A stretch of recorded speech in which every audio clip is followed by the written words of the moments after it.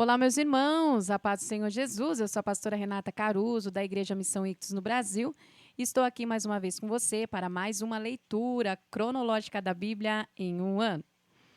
Hoje, dia 10 de outubro, nós faremos a leitura da introdução do livro de Neemias.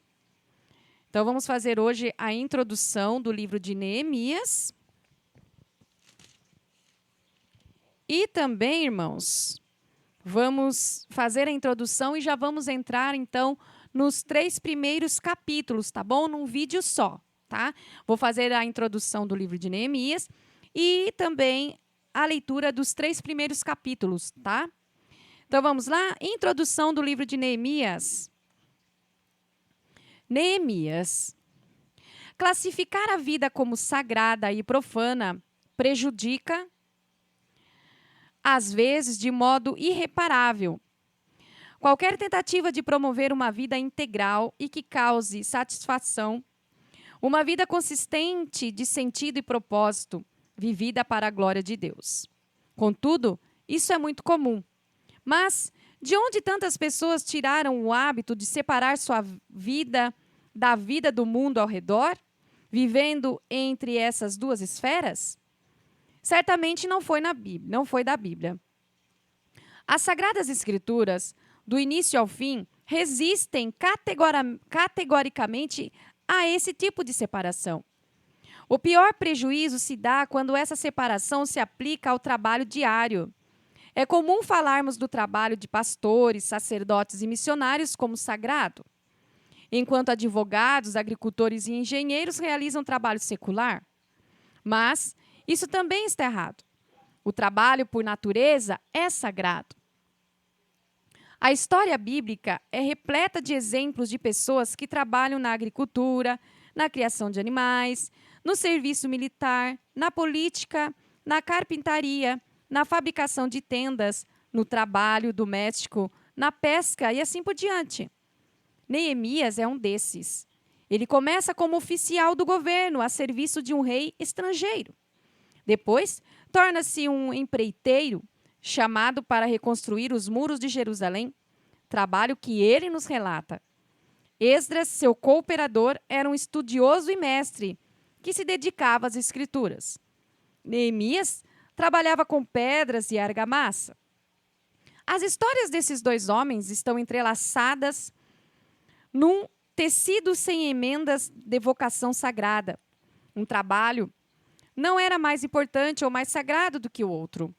Neemias precisava de Esdras, e Esdras precisava de Neemias. O povo de Deus precisava de ambos, e hoje continuamos precisando dos dois tipos de trabalho. Quando pensamos num homem de ação, prático, bravo, e um talentoso organizador e administrador, não esperamos necessariamente que ele seja o tipo que se aflige, jejua e ora por um assunto durante 4 meses para se assegurar de que estava sendo guiado por Deus e não agindo por impulso. Mas esse era Neemias. Um homem que orava e agia e orava. Ele deixou um trabalho confortável como oficial numa rica e poderosa cidade para se tornar governante de uma cidade pequena, pobre e cercada de inimigos. Poucos dos que pertenciam ao povo de Deus tinham a força de Neemias diante das infinitas tentações. Reconstruir uma nação era um trabalho extenuante. Um homem teria muito mais facilidade se fosse casado com uma não-judia e se juntasse à religião do sogro. O povo precisava ser lembrado constantemente de que fazia parte de algo maior que a própria sobrevivência, de que espalhar a história de Deus valia o sacrifício. Por volta de 446 a 433 a.C., Atenas estava em ascensão. A cidade finalmente assinou um tratado de paz com a Pérsia, e Péricles estava construindo o Partenon, um templo para a deusa Atena, que também conhecida como Minerva, na Acrópole. Sócrates era um jovem de futuro, não ainda o filósofo que perceberia que a sobrevivência de Atenas dependeria de seus habitantes admitirem que não sabiam viver. Mas a desastrosa guerra contra Esparta, a guerra do Peloponeso, estava começando a sugar os recursos e o espírito da cidade, trazendo o final da Idade de Ouro de Atenas. Bom, essa foi a introdução de Neemias.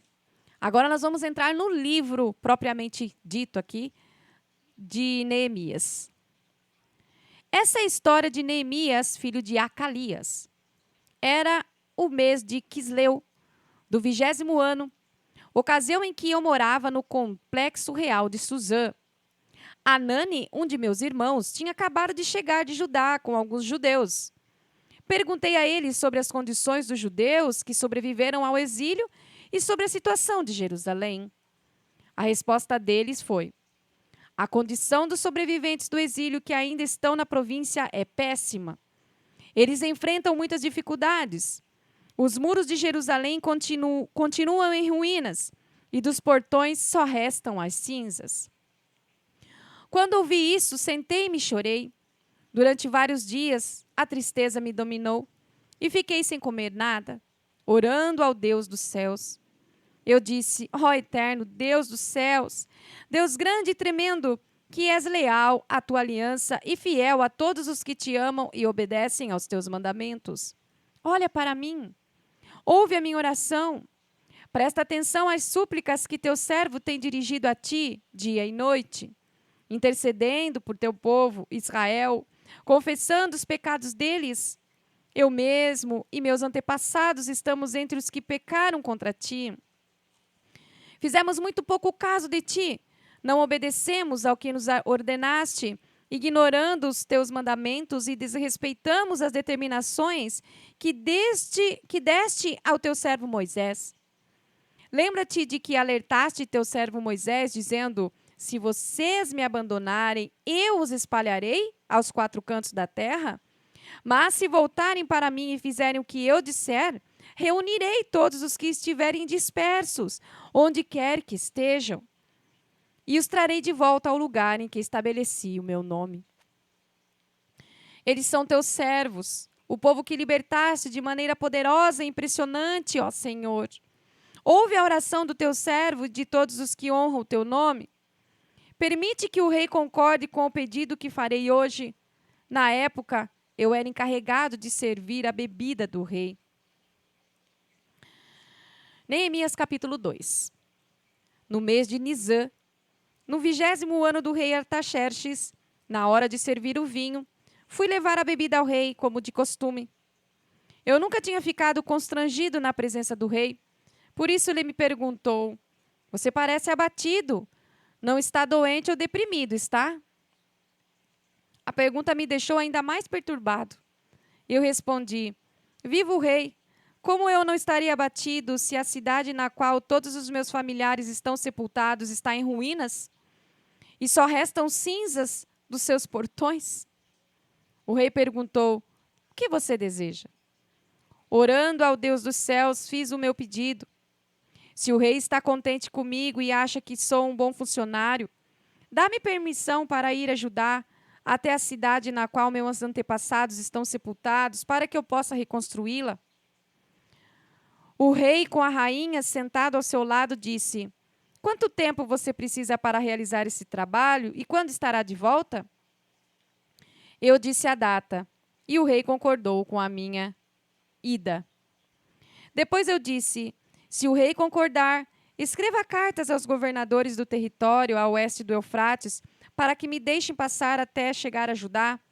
Que o rei dê também ordens a Asaf, o encarregado dos bosques do rei, para me fornecer madeira para as vigas do complexo do templo, para os muros da cidade, para a casa em que eu vou me alojar. A mão generosa de Deus estava comigo e o rei me concedeu as cartas. Quando me encontrei com os governadores do outro lado do rio Eufrates, mostrei a eles as cartas do rei.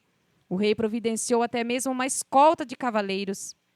Quando Sambalate, o horonita, e Tobias, o oficial amonita, souberam disso, ficaram furiosos. Eles não se conformaram em ver alguém defender os interesses do povo de Israel. Foi assim que cheguei a Jerusalém. Depois de 3 dias, eu e alguns homens que estavam comigo nos levantamos no meio da noite. Eu não tinha contado a ninguém o que Deus havia posto no meu coração a respeito de Jerusalém. O único animal que tínhamos era aquele em que eu estava montado. Na escuridão da noite, passei pela porta do vale na direção da fonte do dragão até a porta do esterco, inspecionando os muros de Jerusalém que haviam sido derrubados e os portões que haviam sido queimados. Depois passei pela porta da fonte e subi em direção ao tanque do rei. Mas não havia como o jumento em que eu estava montado passar. Então subi pelo vale naquela escuridão, inspecionei o muro e voltei pela porta do vale. As autoridades locais não sabiam onde eu havia ido e o que estava fazendo. Eu não tinha dito aos judeus, aos sacerdotes, aos nobres, às autoridades locais e nem a qualquer outra pessoa que estaria trabalhando. Então apresentei a eles um relatório. Vamos ser francos, a situação está muito ruim. Jerusalém está em ruínas, os portões estão todos queimados. Venham comigo, vamos construir os muros de Jerusalém para que essa situação lamentável tenha um fim. Também contei a eles que Deus estava comigo e que o rei estava me apoiando. Eles responderam, estamos com você, vamos começar. Logo estavam prontos para começar a obra. Quando Sambalate, o horonita, Tobias, o oficial amonita, e Gesem, o árabe, souberam disso, começaram a caçoar de nós. O que vocês estão fazendo? Pensam que pode passar por cima das ordens do rei? Respondi, o Deus dos céus nos dará sucesso, somos servos dele e vamos reconstruir os muros. Vocês podem ficar fora disso, não deem palpite. Jerusalém não é da conta de vocês. Neemias capítulo 3. O sacerdote principal, Eliasibe, e seus colegas sacerdotes logo se prontificaram. Começaram a trabalhar na porta das ovelhas, restauraram as portas e fixaram nos batentes. Depois seguiram até a torre do Sem e a torre de Ananiel. Os homens de Jericó trabalhavam com eles. Ao lado deles, Zacur, filho de Inri. A porta do peixe foi construída pelos irmãos Asená. Eles a restauraram, a encaixaram nos batentes e instalaram as trancas e as travas de segurança. Meremote, filho de Urias, filho de Acos, trabalhou do lado dele. Ao seu lado, Mesulão, filho de Berequias, filho de Mesesabel. Depois Zadok, filho de Baaná, ao lado dele. Os tecoitas, exceto os nobres que se recusavam a sujar as mãos. A porta de Gesana foi restaurada por Joiada, filho de Pazeia, e por Mesulão, filho de Bezodias. Eles o restauraram, o encaixaram nos batentes e instalaram as trancas e as travas de segurança. O gibeonita Melatias, o meronotita Jadom e os homens de Gibeon e de Mispá, lugares que estavam sob a jurisdição do governador da província do Eufrates, trabalharam com eles. Uziel, filho de Araías, um dos ferreiros, trabalhou do lado deles, e ao seu lado, Ananias, um perfumista. Eles reconstruíram os muros de Jerusalém até o muro largo. O trecho seguinte foi construído por Refaías, filho de Ur, governador da metade de Jerusalém. Ao lado dele, Gedaías, filho de Arumafi, reconstruiu a frente de sua casa. Atus, filho de Azabneias, trabalhou do lado dele. Malquias, filho de Arim, e Assub, filho de Paate, Moabe, reconstruíram outro trecho que incluía a Torre dos Fornos. Ao lado dele, Salum de Aloés, governador da outra metade de Jerusalém, trabalhou com suas filhas. A porta do vale foi reconstruída por Anum e pelos moradores de Zanoa. Eles a restauraram, a puseram nos batentes e instalaram as trancas e as travas de segurança. Reconstruíram também 450 metros do muro até a porta do esterco. A porta do esterco foi reconstruída por Malquias, filho de Recabe, governador do distrito de Bet-Aquerem. Ele a restaurou, a pôs nos batentes e instalou as trancas e as travas de segurança.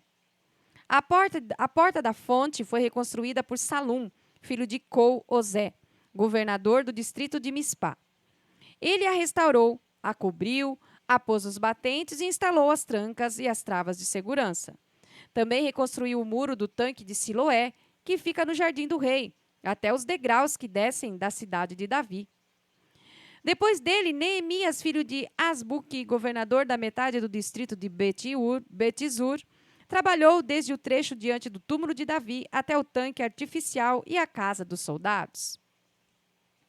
Em seguida, estavam os levitas sob o comando de Reum, filho de Bani. Ao lado deles, Asabias, governador da metade do distrito de Keila, representou aquela região. Depois, os seus irmãos continuaram reconstruindo sob o comando de Binuí, filho de Enadad, governador da outra metade do distrito de Keila. O trecho que se estende até a subida do depósito de armas até a esquina do muro foi reconstruído por Ezer, filho de Jesua, governador de Mispá. O trecho, desde a esquina até a porta da casa do sacerdote principal Eliasibe, foi reconstruído por Baruque, filho de Zabai. Meremote, filho de Urias, filho de Acos, trabalhou desde a porta até o final da casa de Eliasibe. Os sacerdotes da vizinhança continuaram dali. Benjamim e Assub reconstruíram o trecho do muro diante das suas casas, e Azarias, filho de Maazeias, filho de Ananias, trabalhou do lado das residências. O trecho desde a casa de Azarias até a esquina foi reconstruído por Binuí, filho de Enadad. Palau, filho de Uzai, trabalhou do outro lado da esquina e da torre que fica no palácio superior do rei, perto do pátio da guarda. Ao lado dele, Pedaías, filho de Parós. E os servidores do templo que viviam na colina de Ofel reconstruíram desde a porta das águas para o leste até a torre alta. Os homens de Tecoa reconstruíram o trecho desde a grande torre até o muro de Ofel. Os sacerdotes trabalharam no lado de cima da porta dos cavalos. Cada sacerdote reconstruiu o trecho em frente da sua casa. Depois, Zadok, filho de Imer, reconstruiu em frente da sua casa. E em seguida, Semaías, filho de Secanias, o guarda da porta oriental. Depois, Ananias, filho de Selemias, e Anum, o sexto filho de Zalaf. Em seguida, Mesulão, filho de Berequias, reconstruiu o muro diante do seu galpão. O ferreiro Malquias reconstruiu o muro até o alojamento dos servidores do templo e dos comerciantes, desde a altura da porta da inspeção até a guarita da esquina. Os ferreiros e os comerciantes reconstruíram o trecho que fica entre a guarita da esquina e a porta das ovelhas. Amém, meus irmãos? Somente até aí. Fique conosco e até a próxima leitura. A paz do Senhor Jesus.